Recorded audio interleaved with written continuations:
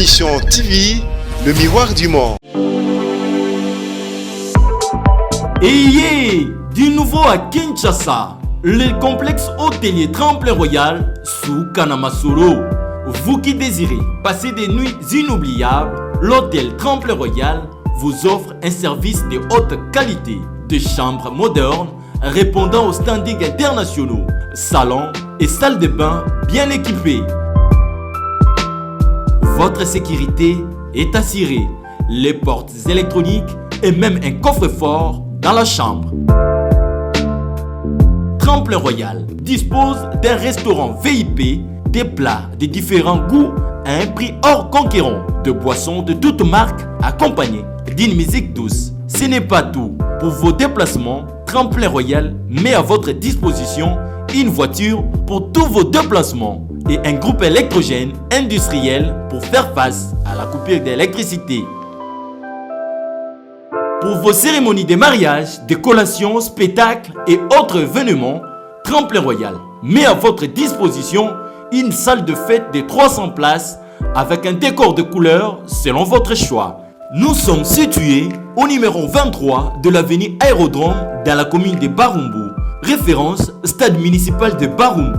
Pour tout contact, appelez-nous au 081 570 78 00 09 98 55 22 96 et Salimana Nouté, le complexe hôtelier Tremplin Royal, le confort et les nôtres sous Kanamasolo chez Tremplin Royal Kanoka Kae. Salut à vous tous fidèles de Am TV, en direct du Palais du Peuple, deuxième plénière du bureau d'âge du Sénat. Aujourd'hui, on était ici pour la pétition initiée contre les bureaux Tambwe Mwamba. Au moment où nous sommes en train de vous parler, les bureaux de M. Tambwe Mwamba, le président du Sénat, vient de tomber, mais avec un rescapé, M. Sami Badibanga, le seul rescapé de cette pétition signée contre les bureaux Tambwe Mwamba. Et ndenge na ibisa rabino tozali liso na bino esika information ezali lito inabino makolo na bino kokita en temps réel tokita kilelo awana ngambo ya Sénat poteto meka bongo kota lisabino ndenge nini penza plénière séance plénière oya mokola lelo elinga qui s'est passé o esengela ki bongo ba examiner examiner pétition contre le bureau Tambwe Mwamba. Et alors chers amis téléspectateurs de Am TV, nous allons vous laisser l'interview du sénateur Sami Badibanga, le vice-premier président du bureau Tambwe Mwamba. C'est lui donc le rescapé dont je vous parlais tout à l'heure de ces bureaux. Je vais vous laisser cette interview. Vous allez suivre en intégralité aussi la plénière d'aujourd'hui et nous allons se retrouver tout à l'heure, chers fidèles de Am TV. Merci, à tout de suite. Nous avons pu avoir des pétitions dans notre salle et chacun a pu prendre ses responsabilités pour pouvoir en décider. Et aujourd'hui que cela est fait, c'est le plus grand bien pour l'état de droit que nous sommes en train de faire évoluer dans ce pays. À l'assurance de ma parfaite considération, Éric Roubouye Akizimouane, salaire de démission.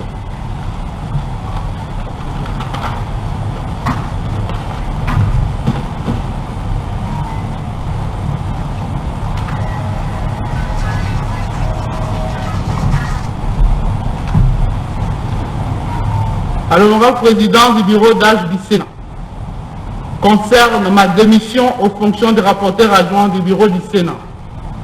Honorable président, j'ai l'avantage de vous saisir par la présence pour ce dont l'objet est repris en concerne. Conformément au prescrit de l'article 28 alinéa 1er, tiré 1 du règlement intérieur de notre Sénat, et c'est pour des convenances personnelles. Je remercie à travers vous l'ensemble des sénateurs qui m'ont fait confiance pour siéger au bureau de notre Chambre, particulièrement ma famille politique, pour son choix à ma personne, et je crois avoir travaillé à la grande satisfaction des directives de notre règlement intérieur. Veuillez agréer, honorable président, l'expression de ma considération du Sénat. Kamita Toussona Marie-Josée. À l'honorable président du bureau d'âge du Sénat, concerne ma démission du poste de rapporteur du Sénat.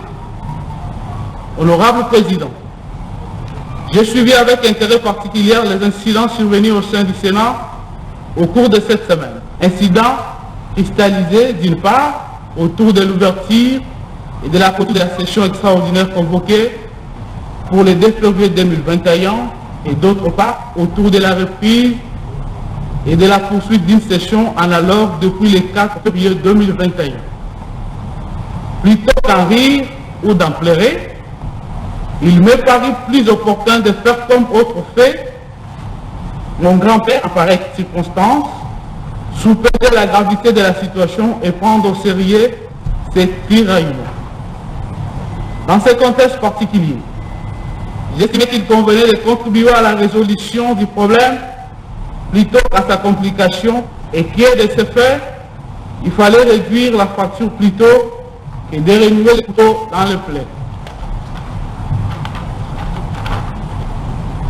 C'est pourquoi, tirant ma partie des dispositions de l'article 28 de notre règlement intérieur, je viens m'adresser au président du bureau d'âge pour lui remettre ma démission de mon poste de rapporteur du Sénat, sans colère ni passion, simplement pour des considérations d'élégance, d'intégrité et de convenance personnelle.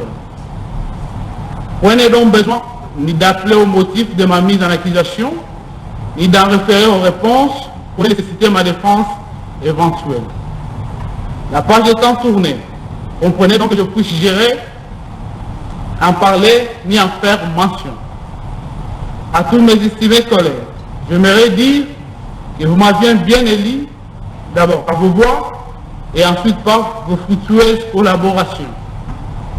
Laissez-moi donc vous redire merci, hier, pour aujourd'hui, et d'ores déjà pour demain. J'aimerais partir comme j'étais venu, avec vos bénédictions, car je sais que vos mains ne sont pas faites pour blesser ou frapper, ni vos langues pour maudire. Et si vous n'aurez plus besoin de moi, par ces temps de tribulation, il n'est pas dit que je n'aurai jamais besoin de vous au retour de belles saisons. Aussi ne me reste-t-il pas présent, honorable président, car vous priez de croire à l'assurance de ma parfaite considération. Professeur Kaumba Funda.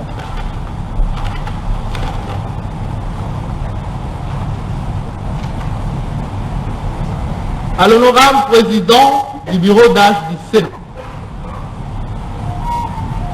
ma démission de la fonction du deuxième vice-président du Sénat. Honorable président du bureau d'âge, le 27 juillet 2019, ils avaient pris aux honorables collègues sénateurs de m'accorder le privilège de faire partie du bureau de la Chambre haute de notre pays en qualité de deuxième vice-président du Sénat. C'est dont je les remercierai à jamais assez.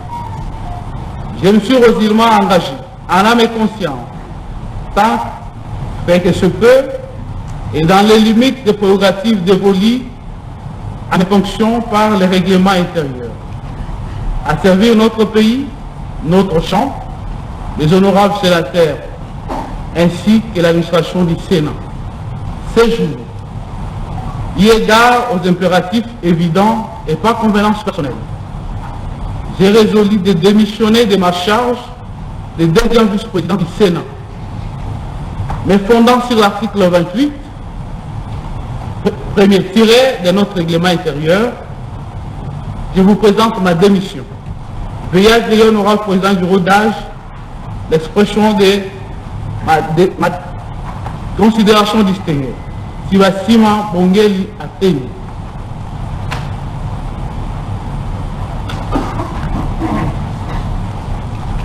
Transmission d'éléments de réponse à la pétition du 2 février 2021 adressée contre le président du Sénat.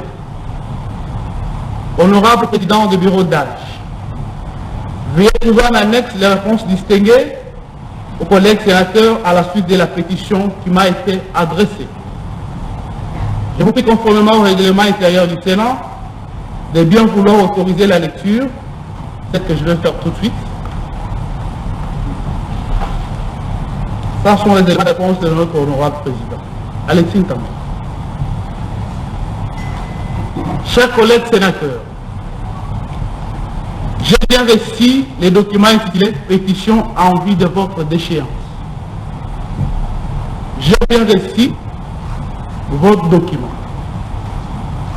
Avant d'aborder les fonds, j'aimerais m'appesantir sur la procédure suivie qui viole manifestement la Constitution et le règlement intérieur de notre Chambre.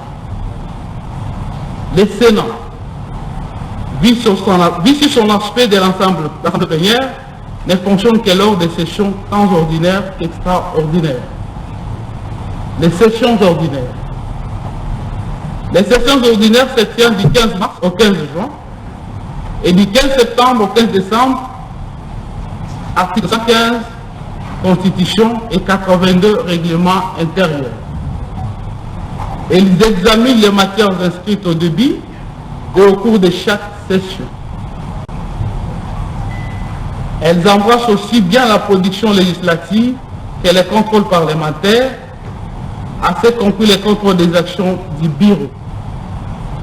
Les matières restées en suspens sont reportées à la session qui suit, dont elles constituent les arriérés. Les sessions extraordinaires sont de deux sortes. Il y a d'abord la session extraordinaire inaugurale, prévue aux articles 114 de la Constitution et 81 du règlement intérieur. La séance d'ouverture est présidée par le secrétaire général de l'administration. Elle a pour objet l'installation du bureau provisoire, présidé par les doyens d'âge, la validation des pouvoirs des élus, l'élection et l'installation du bureau définitif, l'élaboration et l'adoption du règlement intérieur. La session prend fin à l'épuisement de l'ordre du jour. Il y a ensuite la session extraordinaire, convoquée sur un ordre du jour déterminé, prévu par les articles 107 de la Constitution et 83 du règlement intérieur. Elle examine les matières pour lesquelles la session a été convoquée.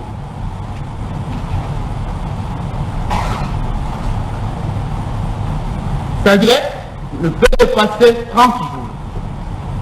Et les matières restées en suspens sont examinées en session ordinaire qui suit.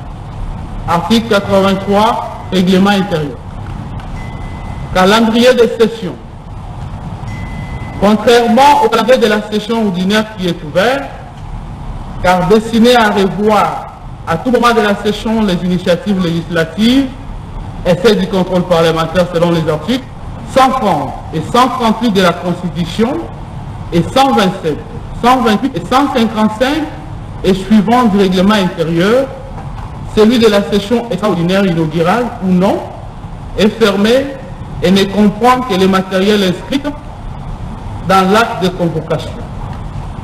Tout ajout est une entorse à la Constitution et au règlement intérieur, car attentatoire à l'immobilité consacrée par la Constitution et les règlements intérieurs. La motion de déchéance. La motion de déchéance révèle du contrôle parlementaire, même lorsqu'elle vise les membres du bureau. Elle ne s'exerce que pendant la session, soit ordinaire, soit extraordinaire, et pour cette dernière, dans la mesure où la motion est contenue dans l'ordre du jour préalablement établi avant la session. C'est en vain que l'on soutient que la motion a priorité sur les débats. Cela revient à confondre la motion en tant qu'incident de procédure et la motion en tant que mécanisme de mise en cause de la responsabilité. Seule la motion incident de procédure a priorité sur les fonds. La motion mécanisme de mise en cause de la responsabilité relève du contrôle parlementaire comme explique ci-dessus. Son exercice en dehors des cadres par une plénière présidée par le secrétaire général de l'administration, ainsi que celle du règlement intérieur. L'article 28 du règlement intérieur fait état d'une plénière présidée par les doyens d'âge. La plénière se tient pendant la session et non pendant les vacances parlementaires. Point n'est besoin de rappeler que la session extraordinaire a été clôturée le mardi 2 février 2021. J'invite ainsi les honorables sénateurs à un sursaut de patriotisme pour faire respecter tant la Constitution et le règlement intérieur du Sénat. Quant au fond, plusieurs greffes sont articulées sous l'intitulé « Relations exécrables avec autres institutions de la République ». Ils se fondent sur les faits ci-après. Avoir accusé publiquement le président de la République d'avoir violé la Constitution en décrétant l'état d'urgence sanitaire sur base de l'article 87 de la Constitution. Cette disposition stipule en effet que le président de la République déclare l'état d'urgence après consultation avec le Premier ministre et le président de deux chambres. De son côté, l'article 119 de la loi fondamentale dispose que la proclamation de l'état d'urgence est autorisée par le Congrès. Les deux articles ne semblent pas avoir une compréhension sans équivoque. En attendant, ma préférence à l'article 119 en lieu et place de l'article 185, suivi par le président de la République, je ne crois pas avoir affiché une attitude irrespectueuse envers le président de la République, même si l'on était dans un régime de pensée unique.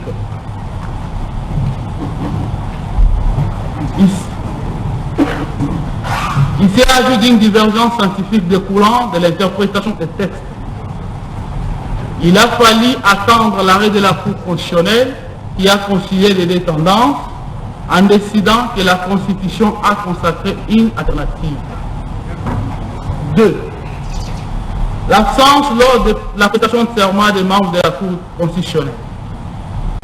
En dehors des membres de la Cour appelés à remplacer le juge Luamba qui avait démissionné, les deux autres membres ont été nommés dans des conditions critiquables. J'ai eu l'occasion d'en parler de vive voix au président de la République lors de l'audience qu'il m'avait accordée sur cette question à ma collègue de l'Assemblée nationale et à moi-même.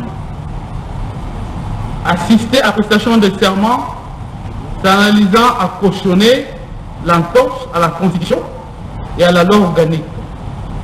J'ai décliné l'invitation à me rendre à cette cérémonie. Comme au point 1, je n'ai pas accusé le président d'avoir violé la Constitution. Il n'y a aucune instance que j'ai saisie pour ce faire. Sauf dans un régime à pensée unique, une telle prise de position ne peut entramer l'anathème. Le président du Sénat représente l'institution vis-à-vis des tiers. Il n'a pas besoin de consulter la conférence de présidents ou la plénière pour se faire. Aucun texte ne les contraint pour le faire. Par ailleurs, en déclinant l'invitation, je n'ai invité aucun sénateur à se joindre à moi. 3. Le refus de proclamer et de poursuivre l'état d'urgence. Cette accusation ne repose sur aucun fait vérifiable. Je n'ai posé aucun acte pour m'opposer à la proclamation de l'état d'urgence qui, direct, était proclamée avant ma prise de position sur le respect de l'article 119 de la Constitution. Il en est de même de la poursuite de l'état d'urgence, car ceux qui le savent diraient que l'avant-proposition de la loi portant prorogation de l'état d'urgence a été élaborée par mes services avant de la communiquer pour l'information à l'Assemblée nationale qui en a fait une proposition de loi. Tous les membres du bureau peuvent l'affirmer. 4. Absence de rapport de gestion à chaque session parlementaire. Certes, des sessions se sont écoulées sans que le bureau rende compte de la gestion. À l'heure actuelle, une commission est d'œuvre pour auditer les différentes périodes. Elle couvre ainsi la lacune constatée. 5. La commission des concours de la gestion a été mise en place par la plénière en se conformant à la règlement intérieur. Je ne vois pas en quoi consiste la violation du règlement intérieur. 6. Les problèmes de la passation et de l'exécution des marchés de l'inspection de la salle de conférence internationale avaient été posés lors d'une session. Une commission avait été mise en place pour auditer la passation et l'exécution du marché. Les conclusions de la commission avaient été validées par la plénière. Il faut revenir à ce point. 7.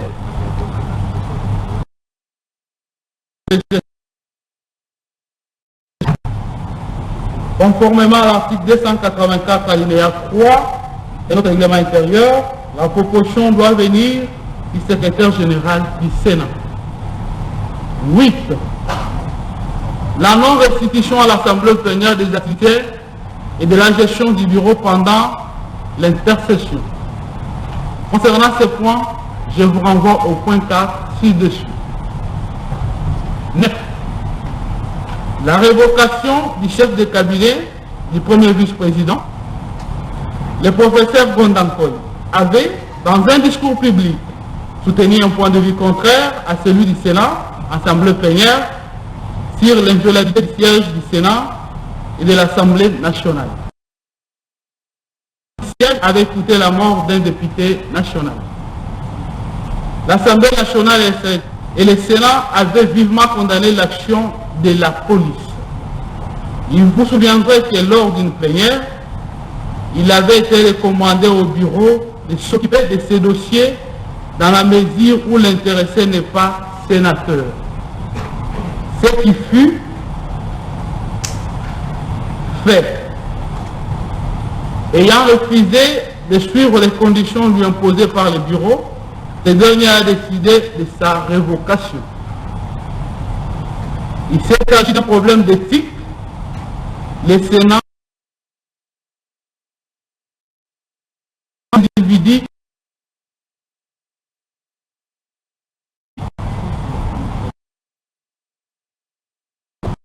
au regard de ce qui vient d'être développé, la conclusion à titre principal est l'irrégularité de la procédure initiée en violation de la Constitution et du règlement intérieur du Sénat. Quant au fond, je ne vois aucun grief qui peut être retenu à ma charge.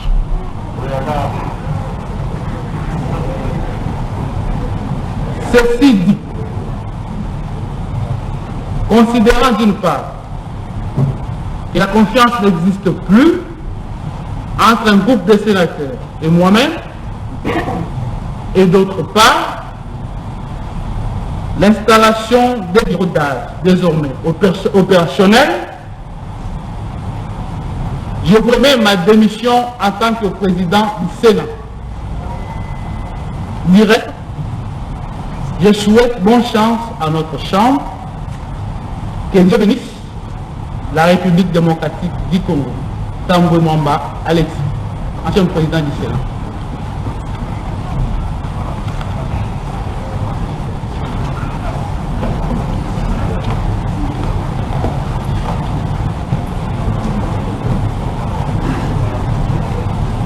Honorables sénateurs et estimés collègues, vous venez de suivre la lecture des correspondances relatives aux démissions des membres du Sénat.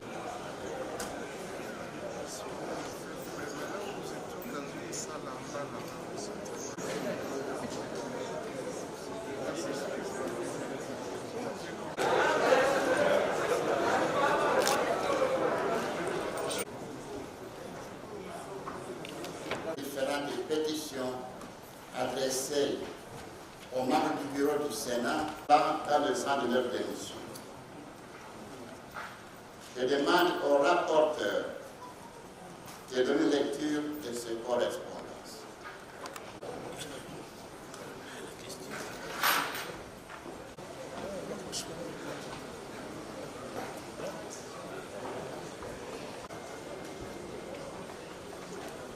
Merci, honorable président Jean-Dédier Molina.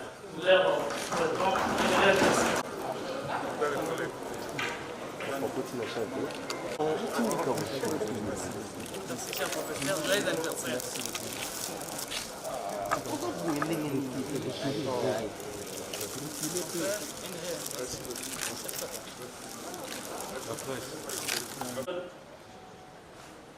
J'aimerais partir comme j'étais venu, avec Hollande pour monter. Ma parfaite considération. Professeur Kaoumba, président du Sénat. Honorable président du bureau d'âge. Conscient. Fait que ce peut, notre chambre, les honorables sénateurs, Sénat. Mais fondant sur l'article 28,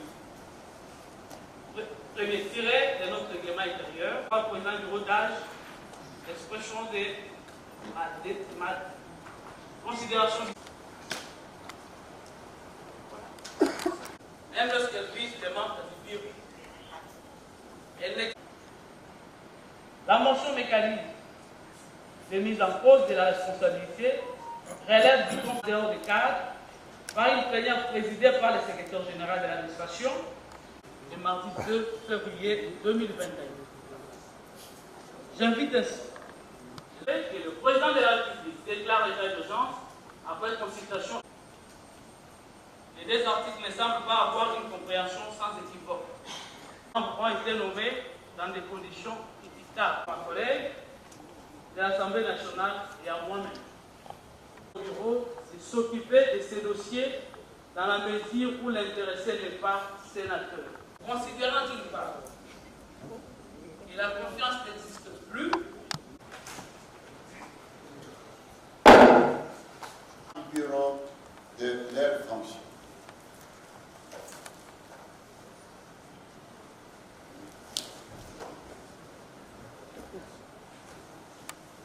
Honorables sénateurs et chers collègues, il reste le cas du premier vice-président. J'invite l'initiateur de la pétition lui adressée à venir devant le podium pour présenter sa pétition.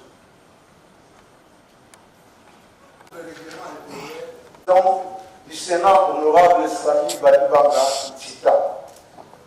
Les règles de l'art quant à l'obtention des signatures, il s'agit du doublon des signatures clairement remarquées sur les différentes pages non numérotées où les noms de 5 collègues reviennent 2 fois sur l'ensemble des signataires. Ce sont les noms des honorables suivants. Honorable Kazadingoï Gabriel, Honorable Etumba Boyengo Tristan, Honorable Mangiati Bifulu Aimé Patience, Honorable Oueka Ukaba Pierrot, Honorable Mirubo Mugorozi Stéphane, Honorable Président du bureau d'âge, Honorables sénateurs et chers collègues, nous nous posons la question pourquoi ces doublons et dans quelle intention. Je suis quelque peu surpris que la pétition contre le premier président, honorable Sami Badibanga Tita, a été initiée en date du 02/2021. Et nous constatons curieusement la signature de l'honorable Kester, qui d'ailleurs depuis un certain temps ne se laisse pas voir au sein de l'hémicycle. Honorable président du bureau d'âge, honorables sénateurs et chers collègues, compte tenu du caractère éminemment national de cette séance et dans le strict respect de l'intégrité républicaine qui a toujours caractérisé la Chambre haute, je vous convie d'en tirer des conséquences juridico-politiques. Je vous remercie.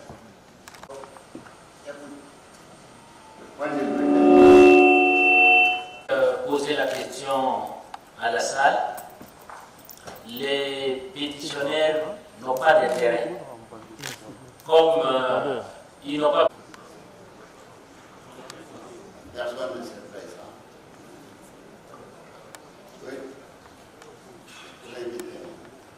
Merci beaucoup, honorable président et vice-président, s'expliquer sur les grèves qui sont formulées dans cette pétition. Nos collègues, ce qui est vrai, ils avaient intérêt à venir aujourd'hui à cette plénière.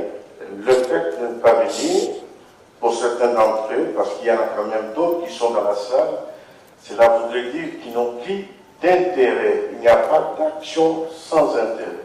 Et dans l'espèce, nous pouvons rejeter cette pétition.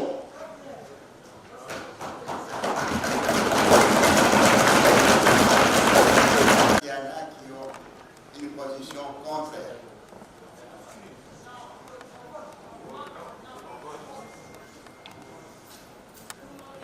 Dans ce cas-là,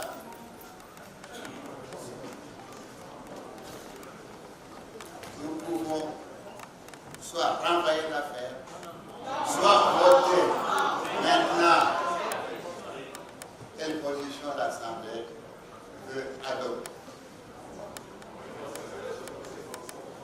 Renvoyer l'affaire, puis nous bien. Les rejet des quoi de la pétition. Oui.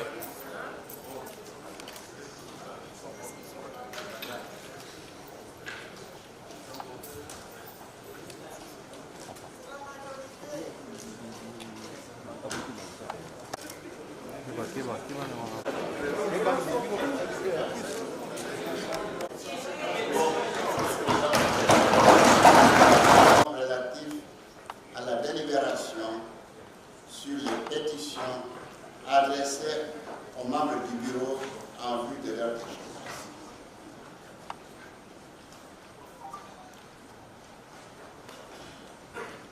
Nous avons un rescapé à la personne du premier vice-président à qui nous présentons nos félicitations.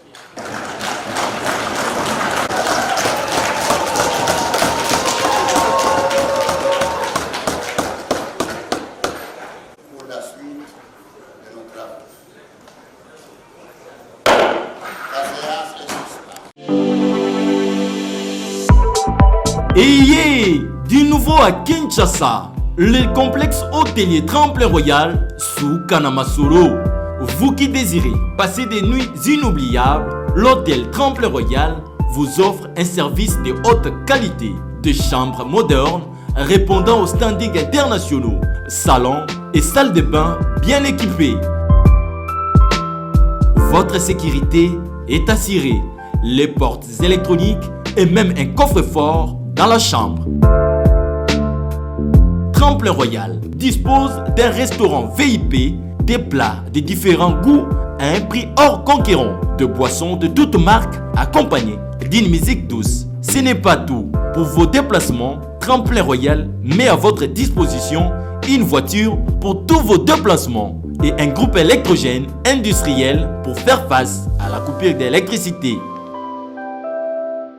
Pour vos cérémonies de mariage, de collations, spectacles et autres événements, Tremplin Royal met à votre disposition une salle de fête de 300 places avec un décor de couleurs selon votre choix.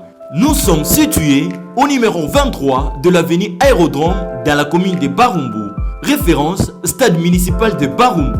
Pour tout contact, appelez-nous au 081 570 78 00 09 98 55 22 96 et Salimana Nouté, le complexe hôtelier Tremplin Royal, le confort et les nôtres sous Kanamasolo chez Tremplin Royal Kanokakae.